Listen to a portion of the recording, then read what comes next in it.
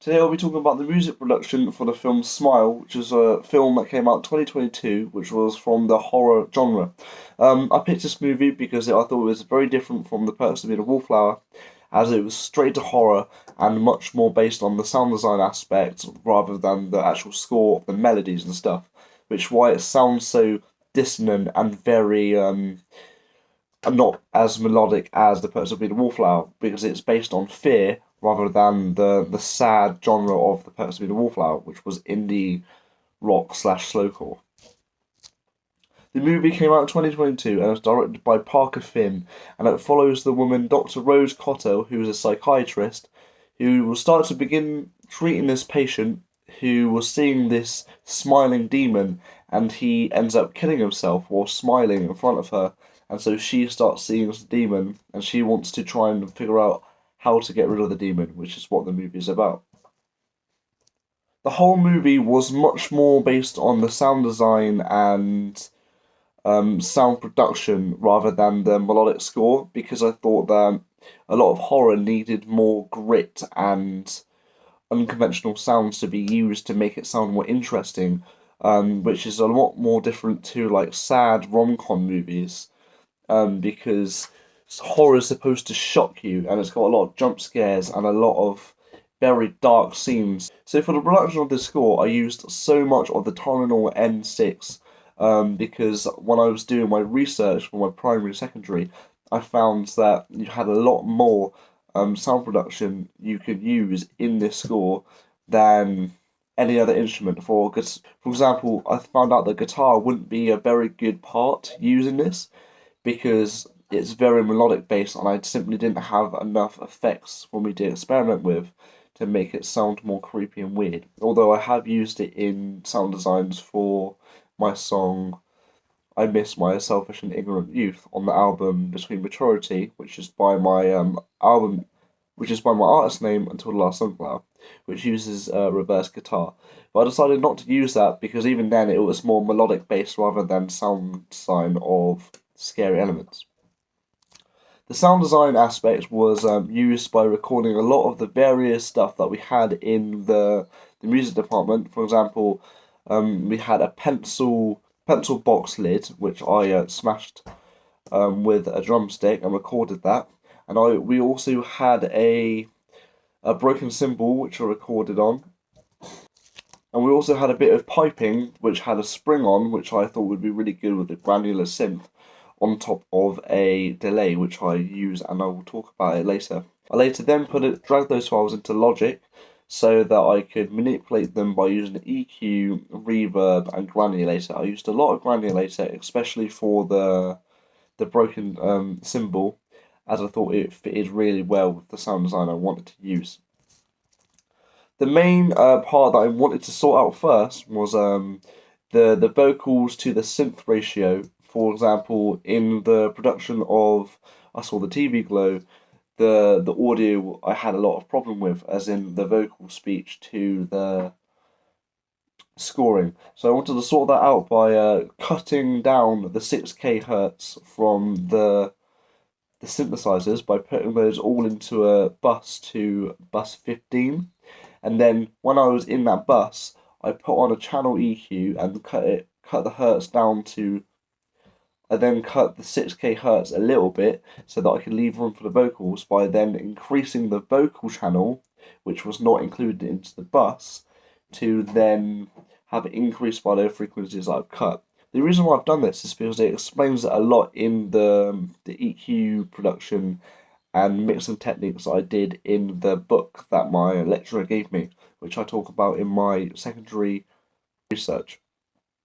The way I got my audio from the movie scene is by downloading the video first on a YouTube to MP4 converter, so then I can drag that audio file into an audio splitter. So what I did is I put that MP4 into an audio splitter, and which was powered by AI, unfortunately, and I then made so that I can only hear the vocals, and I just downloaded the file of just the vocals, so I didn't have the original score in it because I didn't want to use the original scoring because it was supposed to be completely by scratch, which is why I also didn't listen to the scoring originally, as I wanted to have my own ideas and visions for it.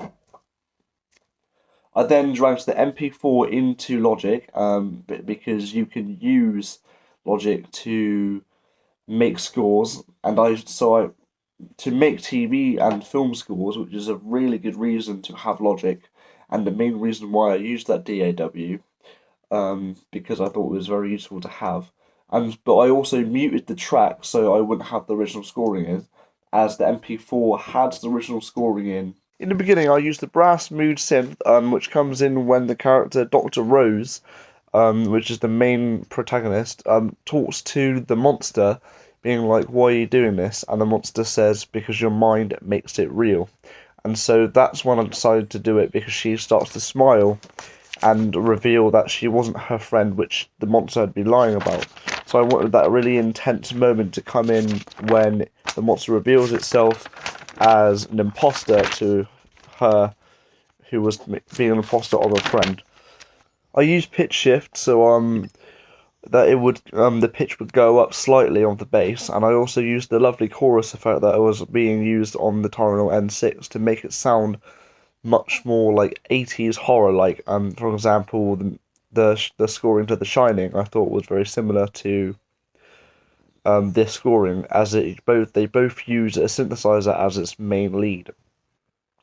So as she's asking the monster why is happening to her, I've decided to put handheld vowels, which is a synthesizer on Logic, to make it sound like there's like chattering going on behind it. So that is being pitched upright, and while she is talking to this monster, the pitch is going down, and when gets to a normal point, as in where it is not pitched, it goes down again while other things go up. For example, the bass wave cycles, they go up into a really weird chord.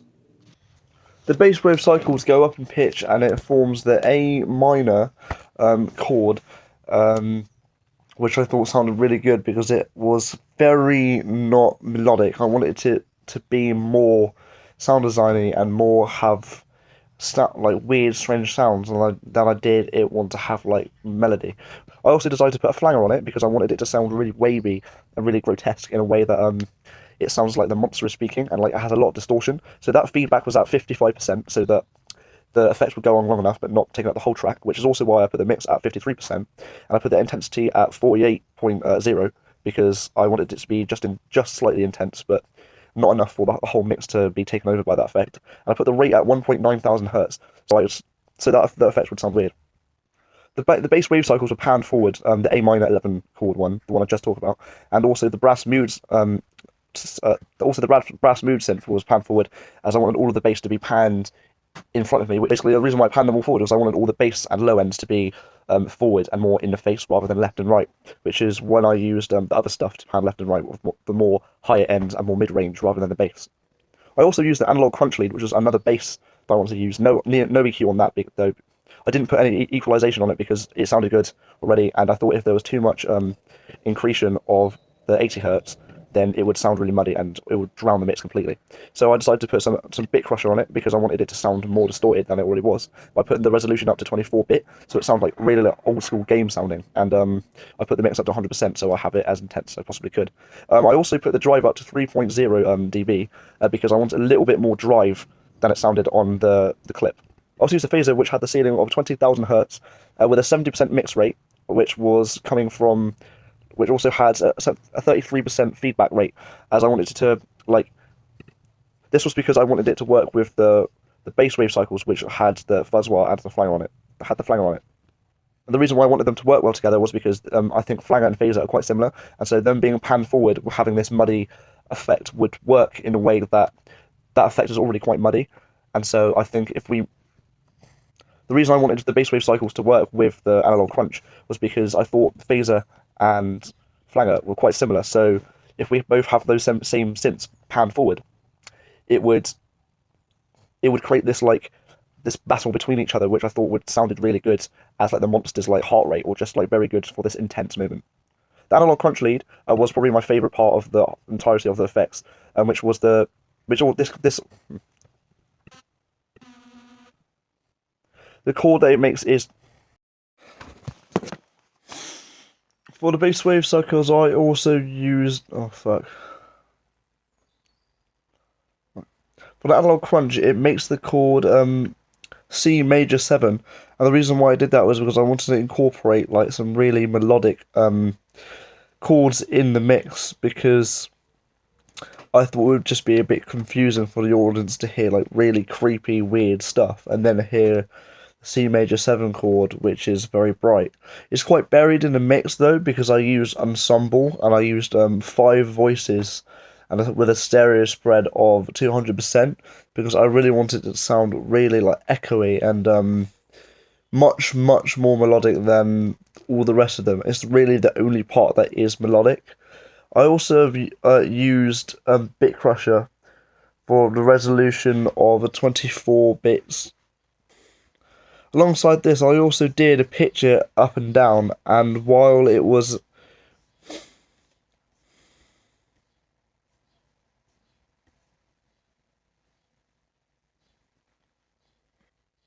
so while all of this is happening, the analog crunch lead is pitching up so that it sounds really creepy and really weird while it's rising up. I did also want to say that there was automation used on this, on all of the tracks, as a build-up point.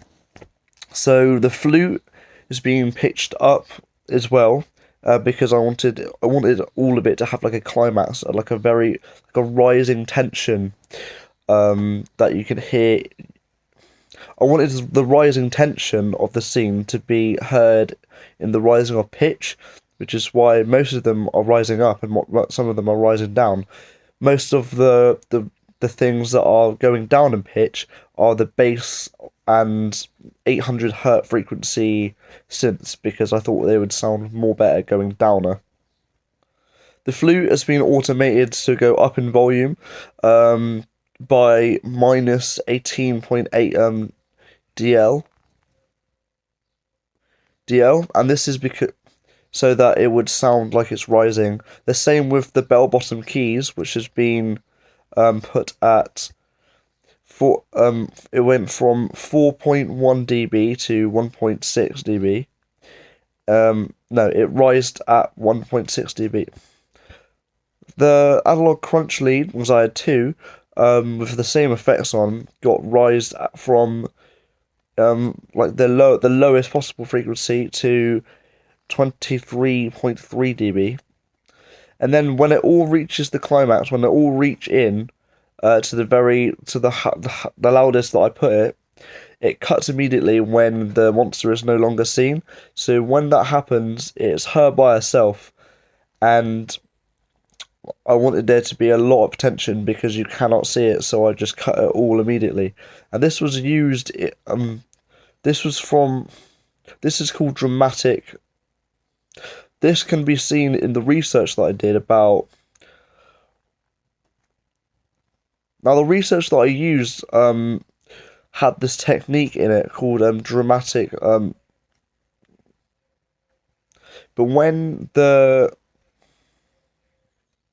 so when it all stops, it's left in complete silence, and that was for a dramatic stop in the sound, because I found out by doing my research that the usage of silence creates a lot of tension, because when there's like this big massive usage of sound, for it to immediately cut, the audience is left and forced to be pushed in the scene, so because they don't have like the comfort of sound for them to be for them to use and be in. But this is cut very shortly when there's like a jump scare in it, so I wanted to jump scare the audience by using the sound, by using the analog crunch lead again. But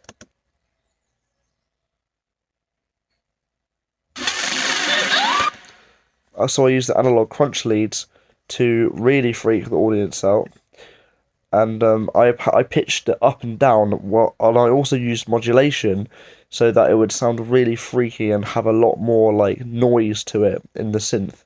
I thought this was very useful, as it also sounded like the monster was groaning and like having all this freaky stuff. But there was no chords in it. I just was just mashed my keyboard so it would sound really weird, and that worked extremely well. This went on until the main character grabs a lantern and throws it in the monster's face. Keep it either. So which then I use the Lucid Dream synth, which has like a